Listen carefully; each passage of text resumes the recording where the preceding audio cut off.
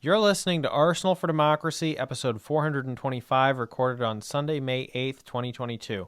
I'm your host, Bill Humphrey. Joining me on the line from Idaho, as usual, is Rachel. Welcome back, Rachel. Glad to be back. So, Rachel, can you introduce this week's topic for us? Yeah, so this week we're talking about the history of the humble hard hat. As with many of our industrial history topics, defense contracts and other major government investments play a key role in the leap forward over rudimentary versions of the concept. Inspired by World War I helmets used to protect troops from shelling and other falling objects, shellacked canvas hard hats and metal or plastic hard hats were introduced to protect miners and dock workers from falling debris, and then rolled out more widely across other occupations. From that humble beginning, hard hat designs and materials improved to protect workers in a wide variety of environments and industries. Two ambitious projects, the Hoover Dam and the Golden Gate Bridge, brought worker safety to prominence and created iconic images of the hard-hatted workers beginning in the 1930s. In the following decades, hard hats improved even further, and innovations are still coming down the pike in the present day. So, Bill, let's get into the history of the hard hat. Yeah, so before we get proper hard hats, obviously people had been trying to protect their heads before that. And most famously, of course, speaking of things coming down the pike, you have pikemen and other soldiers in the medieval and early modern period with various helmets. But miners in particular, along with dock workers, were at particular risk in terms of civilian occupations for having things bonk them on the head with perhaps lethal consequences. So dock workers tended to solve this problem with sun-cured pitch-covered hats. So you'd take a cloth hat, you would cover it in tar, pitch basically, and leave it out in the sun to dry until it was hard, and they would find that just even having that little bit of extra sort of hard protection on their head would kind of absorb some of the impact a bit and disperse it out so it wouldn't be quite as bad of a head injury. Miners also were always in the market for head protection, and lighting was also a key concern for them. But until the early 20th century, they were generally still just making do with leather caps or whatever else, similar things, and hoping for the best. Sometimes they would also try to do a hardening process on a leather hat, but basically that was the gist of it. And you just kind of hope, well, let's hope it wasn't a huge boulder bonking down on my head.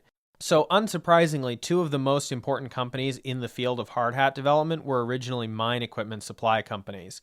And these were from the West Coast, E.D. Bullard Company, established in 1898, and from the East Coast, Mine Safety Appliances, now MSA Safety Incorporated, which was established in 1914, and they partly actually focused on safe headlamps. So integrating battery technology and light bulb technology in the early 20th century onto headlamps that weren't going to create fires or explosions in the mines, and those they were trying to integrate directly with whatever head protection as well. So as Rachel alluded to, defense contracts and things like that and wars often play a role in these things. We've certainly talked about that with things like the development of double seam canning technology for canned foods and all the factories to produce canned foods that were built during the American Civil War. So we see a sort of a similar process here where a lot of guys go off to World War I and they come back and they've got their helmets from the war, and that proves very important for a leap forward. So when World War I began in 1914, unlike those medieval and early modern warfare examples that I mentioned earlier, none of the armies were issuing helmets to their troops, but head-based casualties rapidly emerged as a massive problem on all sides, and the war became visually associated with the subsequent various national helmet designs that started rolling out in around 1915 to try to address that.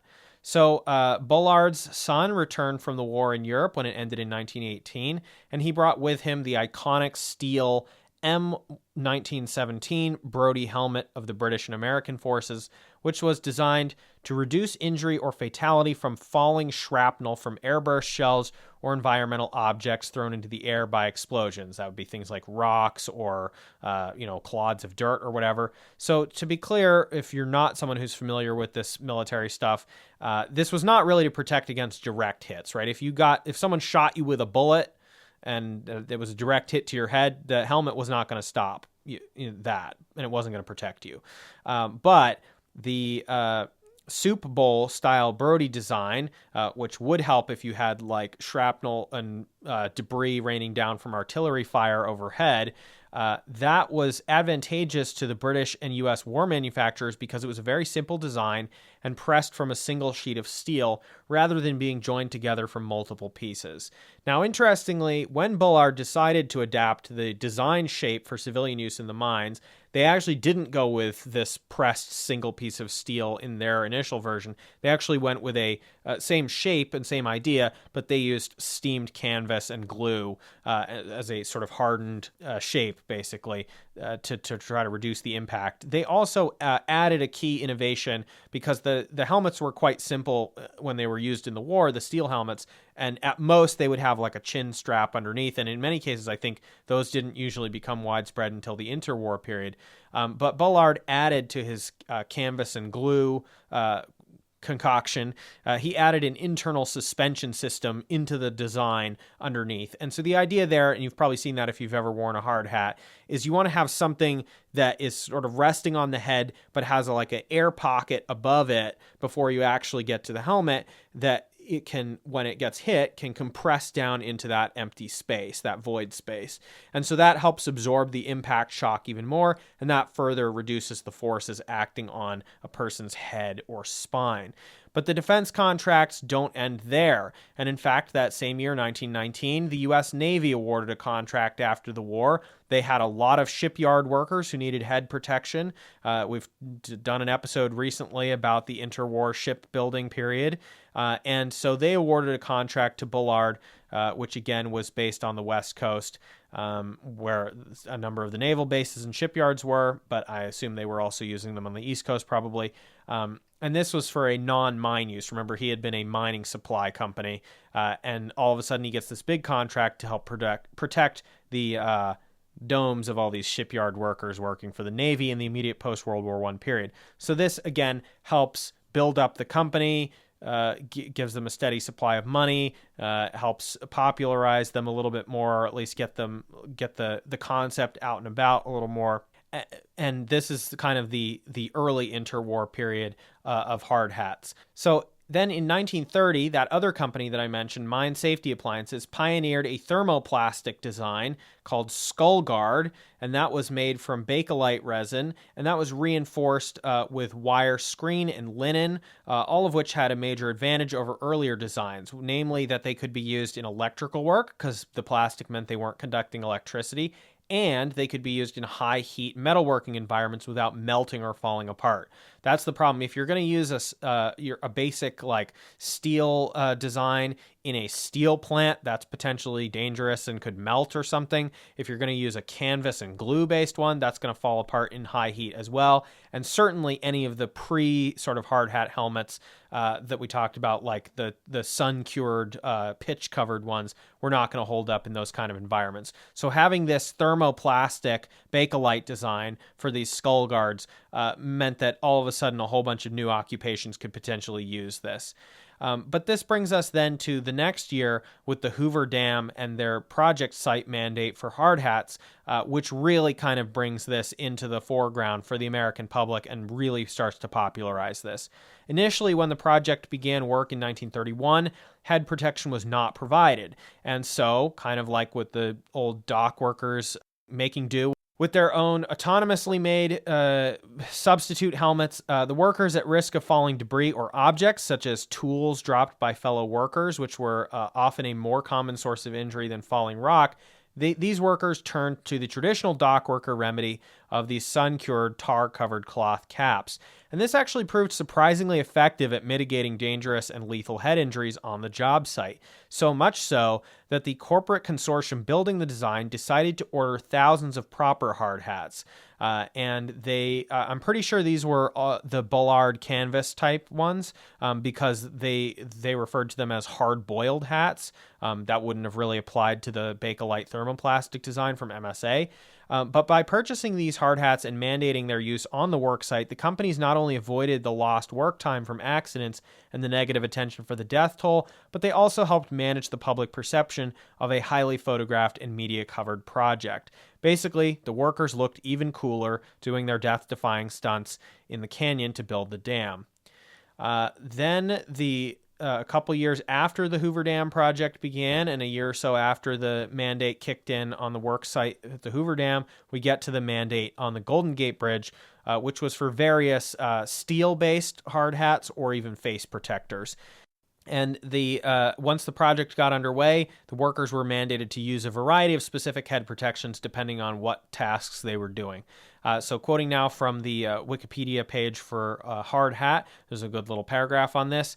Construction workers were required to wear hard hats by order of Joseph Strauss, project chief engineer. Strauss strove to create a safe workplace, hence he installed safety nets and required hard hats to be worn while on the job site. Strauss also asked Bullard to create a hard hat to protect workers who performed sandblasting. Bullard produced a design that covered the worker's face, provided a window for vision, and a supply of fresh air via a hose connected to an air compressor. The MSA Skull Guard was the best, but it was quite expensive, so many hard hats were made of cheaper steel. And so that's an interesting point, is that you had multiple different designs on this same project, in some cases depending on what task they were doing, but in some cases depending on what the costs associated were.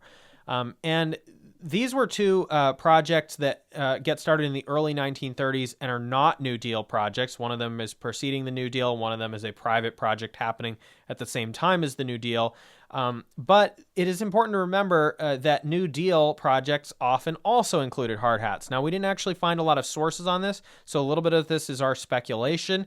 But we think that based on the fact that the New Deal not only had a ton of projects happening around the same time, but also sent out tons of photographers to cover these on the government dime, the fact that people, and we know from these photos, were using hard hats, all of these New Deal projects all over the country really is probably the thing that helps rapidly proliferate the idea of using hard hats consistently on work sites.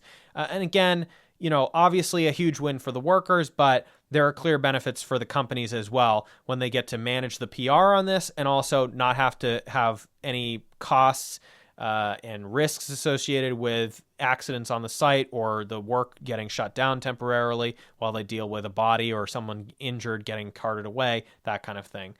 Now, Rachel, you wanted to talk a little bit about some of the other innovations after the New Deal period starting in around like 1938 in the second FDR term. Where do these hard hats go from there?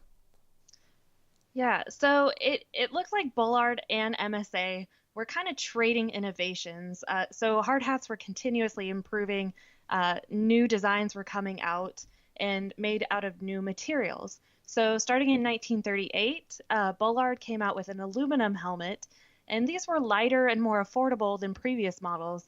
But obviously, they didn't work for electrical work applications. So as we talked about earlier, those Bakelite hats were able to withstand electrical shock and not conduct electricity. Obviously, aluminum helmets couldn't work with that. But however, these aluminum helmets were a favorite of forest firefighters. So we're seeing traditionally not as protected industries and occupations getting helmets designed for them. So at this point, forest firefighters, there's falling trees, there's lots of dangers fighting a forest fire, and so they are able to be protected with aluminum helmets. In the 1940s, Bullard came out with fiberglass models. These were heat resistant, and they were also used in various defense plants across the U.S. So kind of drawing back on that like private-public partnership, they're getting contracts to provide helmets to defense plants all across the country. In the 1950s into the 1960s, MSA came out with injection molded thermoplastics. This is basically the modern era of hard hats, but they're continually reiterating and tweaking designs even to the present day, especially for specific use cases where something particular is needed. So MSA is still a big name in hard hats. Both Bullard and MSA kind of were able to continue their innovations and their success in hard hat design all the way into like the 1960s and today. So in 1952, MSA came out with the shock guard helmet for electrical linemen. They were able to protect the wearer from electrical shock of up to 10,000 volts. In 1961, they released the Top Guard helmet. The first polycarbonate hard hat. So polycarbonate, a high performance material able to withstand high heat and impact, like really hard conditions. Today, most hard hats are made from high density polyethylene, or HDPE, or polyetheramide, PEI. So again, these kind of high performance plastics that are able to withstand heat, impact, etc. In 1997, the American National Standard Institute allowed the development and use of ventilated hard hats to keep wearers cooler. So they are vented on top, which it does create vents and holes in that kind of hard outer shell, but they have designed it in such a way that it doesn't compromise the impact absorption ability of the hard hat. And so the Standards Institute really sets the tone for what is allowed in hard hats. They're setting the standard. Permitted accessories on hard hats today include sun visors, face shields, earmuffs, and perspiration-absorbing cloths.